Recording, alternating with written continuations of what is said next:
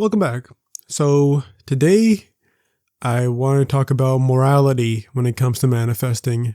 And before this video starts and I really get into it, I really jump into it, and we dive here because there's a lot to talk about here, and this is going to be I'm not sure how long this video is going to be. It might be pretty short actually, but either way, I want to say right now, this video is probably going to be pretty controversial. This may be my most controversial video ever.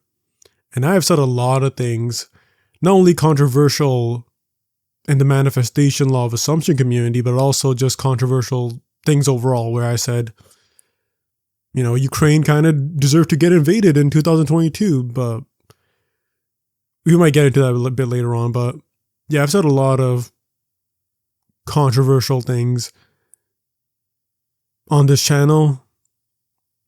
This one is probably one of the most controversial things because today we're going to talk about morality.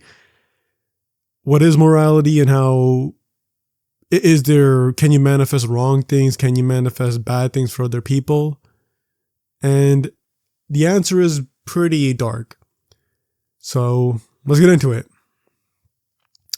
So, is there any morality when manifesting? Let's just start off with that. Can you manifest bad things for other people? And the answer is yes. This is a fact. You have manifested tremendously bad things for people for a very long time. You just had no idea that you were doing it. You manifest a lot of bad. You just didn't realize that you were doing it. Can you manifest, and here's the big question, can you manifest consciously bad things for other people? Because again, if you manifest things unconsciously and bad things unconsciously for other people, technically you can make the argument, well, you're unconscious and unawake at that time. So now that you're awake and you can consciously manifest things, can you consciously manifest bad things for other people? And the answer, unfortunately and fortunately, is yes. You can manifest horrible things for everyone and anyone, because at the end of the day, it's your thoughts that create. And if your dominant assumption is that you want to consciously manifest something bad for someone and you dominantly assume that that bad thing is happening to someone, again, let's not go so far with the examples, but I will give an example. Let's say you want to manifest, let's say you're in high school or something and someone is bullying you, or let's say someone's not bullying, because that's kind of justified, or at least rationalized. Let's say someone is the popular kid and there's something weird about their face that you don't like, and you're like, I want to manifest their downfall and them having no friends and them having to sit at the absolute corner of the table at lunch by themselves with their hoodie on, probably an AK-47 in the backpack. Like, we're talking about like real down bad behavior. Can you manifest that? Yes, you can. You can manifest anything. You can manifest someone's downfall. You can. Sorry to say, you can manifest horrible things for anyone and everyone. And it's not that hard to kind of even conclude that. Even Neville himself said, yes, you can manifest horrible things, you can manifest bad. But he also said, use your imagination lovingly.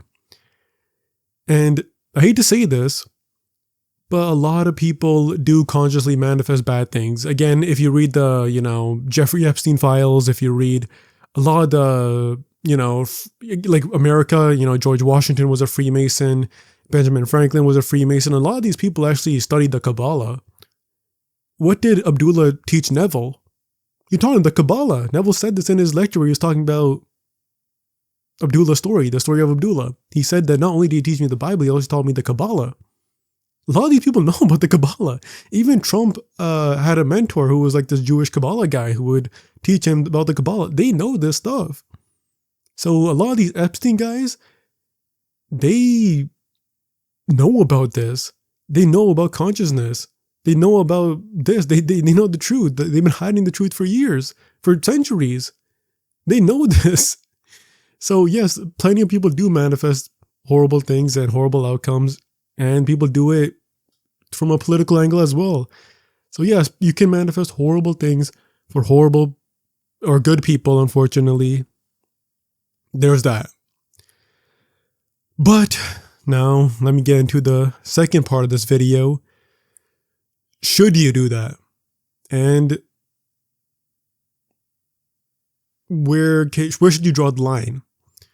Well, unfortunately, there is no absolute objective line, but everyone has a moral code. Neville Goddard's moral code is the same code as my code. And Neville Goddard's code, his moral code, was the same code as Jesus' code. And that is, do unto others what you would want done unto yourself. I think it was in the Gospel of Luke and Matthew. That is my code. I do not use my imagination in a negative way for anyone. I only use it for lovingly. That's what Neville said. Use it lovingly. I only use it lovingly for myself and anyone around me. In my imagination, everyone is happy, everyone is rested, everyone is healthy. I don't use it to manifest anyone's downfall because I don't want that done onto me. We all have ugly thoughts, and everyone is pretty... Everyone knows that we have ugly thoughts, but no one wants to admit it, but we all have ugly thoughts. Don't dwell in those ugly thoughts. Try to ignore those and use your imagination lovingly with everyone.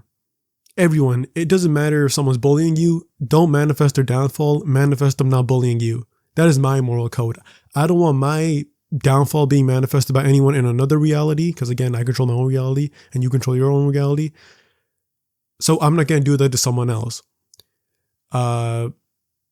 Simple as that. That is my moral code. However, moral codes are subjective. They are not objective. There is no hell. There is no heaven. There is no, comically evil, comically good ending where you spend 100 billions of years in hell if you do something bad. If you do something good, you spend hundreds of billions of years in heaven. That's not real. Heaven and hell are real on earth. They're states here on earth. The word sin in the Bible doesn't mean you had gay sex and you sinned. The word sin in the Bible means to fail, to miss the mark. In certain languages, again, I made a video about this in the past. The word sin is not going to send you to hell. There is no punishment. Life is a video game, and when you load up GTA and you start running people over, Rockstar Game they don't come to your house and pull out the plug and say, you're killing too many people in our video game. That's not how it works. You're allowed to do whatever you want. Life is just a video game. You are allowed to do whatever you want, but I highly recommend you don't do whatever you want and you use your imagination lovingly. However, you can use your imagination unlovingly, and unfortunately, there is nothing wrong with that. Again, for me personally, subjectively, there's something wrong with that, but there is nothing objectively wrong with that, because there is nothing wrong with God. Your imagination is God. Every human on earth who has ever lived, and here's the most controversial part. Every human who has ever lived is perfect. Every human who is alive today is perfect, because every single, and that's what Neville says, by the way, and it's because every single person has the kingdom of God inside of them. Every single human. That's what Jesus says. The kingdom of God is inside you. And the kingdom of God is not your heart, it's not your kidney, it's not your lungs, it's your imagination. That's the only thing that can't be investigated or examined by science. So we just kind of pretend it doesn't exist because we kind of live in this like atheistic, secular Western civilization. But that's the kingdom of God. Everyone has the imagination. Everyone has the kingdom of God inside them. The only way to not be perfect is to not have the kingdom of God inside of you, to not have an imagination inside you. That is the only way not to be perfect. So everyone has been perfect. And here's the most controversial part. Everyone is perfect. Every human who has ever lived is perfect. Jeffrey Epstein was perfect. Benjamin Netanyahu is perfect. Trump is perfect. Mao Zedong is perfect.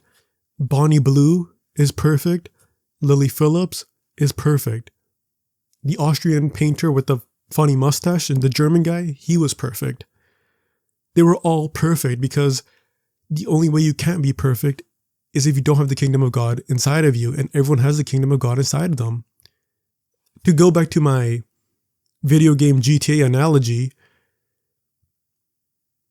the only way that GTA 5 or GTA 6, whenever you're watching this video, because some of you guys might be watching this in 6 months from now when the game actually comes out, the only way that game can't be perfect is if the game has bugs.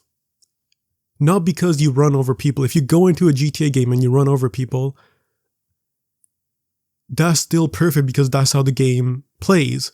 But the only way the game is not perfect is if it has bugs and glitches. That is when reviews like IGN actually say, I'm going to take a point off that.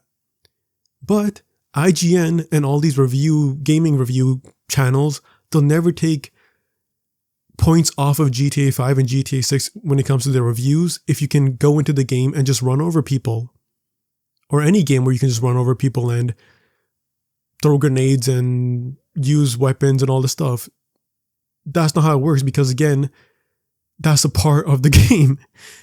That keeps it still a 10 out of 10 game. The only way it can drop from a 10 out of 10 game if it has glitches and bugs and whack-ass story and all this stuff. So yes, I hate to say this, but you can manifest bad things and you will still be perfect, and there is no hell. You're not going to be punished in the afterlife because, again, your imagination is God. But again, again, use your imagination lovingly. Always use your imagination lovingly. That is my moral code. Do unto others what you want done unto you. That is Jesus' moral code. That is Neville's moral code. That is my moral code. That is the moral code that I give to all of you. Use that as your moral code. You don't have to, but I would highly recommend it. And there's one other thing that I want to get to.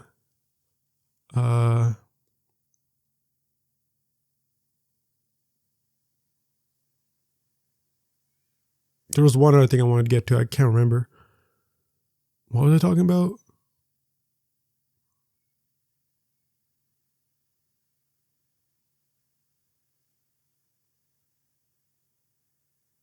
I think I forgot. I forgot what I was going to say. But okay, guess I forgot. Maybe I'll put it in the description if I remember. If I remember what I was about to say about morality, I can put it down in the comments below. So check that out. But yeah, either way, use your imagination lovingly. Do not use your imagination unlovingly. And there it is. I actually remembered. I remember now. What I was going to say is that even if you use your imagination unlovingly, I do have a personal assumption that your heart will feel it. If you use your imagination unlovingly, your heart will feel it and know you did wrong. Because I do believe that your conscious mind created reality to experience a few things. Experience love, experience eating because your consciousness can't eat anything, experience sex because your consciousness can't experience that. Your consciousness also can't experience the 5 senses. So all of those things, love, food, all that stuff, and all that 5 senses and all this stuff, time and space, your consciousness can't do that by itself, and that's why it created this reality so you can experience it. So it can experience it, basically. That's what I was going to say. So even though you can still do unloving things, I do believe, again, this is my personal assumption, maybe it's just an assumption because, again, everything is an assumption, that your heart will feel that you did something wrong. So maybe there's an objective morality. Maybe I screwed this entire video. Maybe there's an objective morality. But either way, I've gone on for way too long. But yeah, use your imagination lovingly. There is no moral code, unfortunately.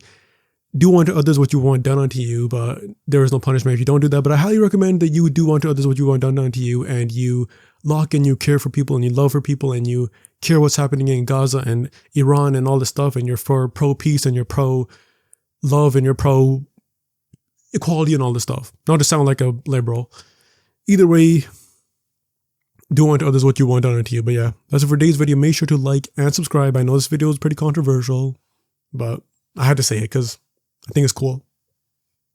It's a very cool, deep topic. But yeah, anyways, that's it for today's video. Make sure to like and subscribe. And yeah, peace out.